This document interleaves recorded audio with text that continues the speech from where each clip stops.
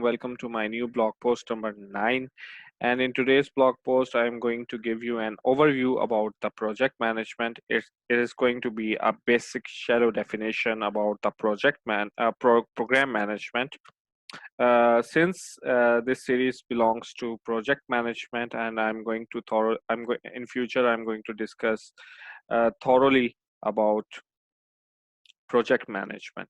But program management in itself is a very good field, and there are many good books that are present in the market for reading in order to understand the program management.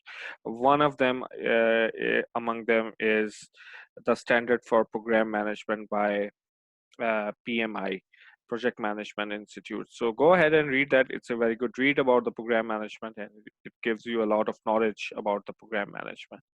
So let's start with the shallow dive.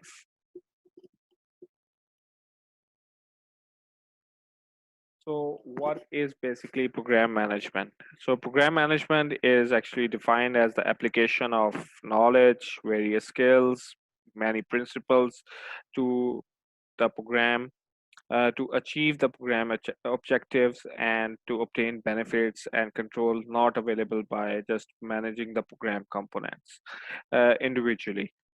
A program component refers to projects and other programs within a program.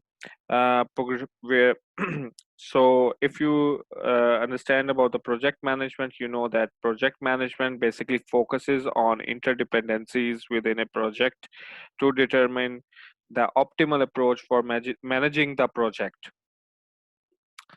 Whereas program management mostly focuses on the interdependencies between the projects and between projects and the program level to determine the optimal approach for managing them. So there are many actions that are related to these programs and project level interdependencies.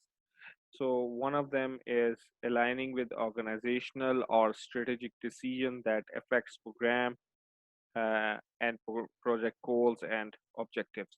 Then there is allocating the program scope into program components, and then managing interdependencies among the components of the program to best serve the program.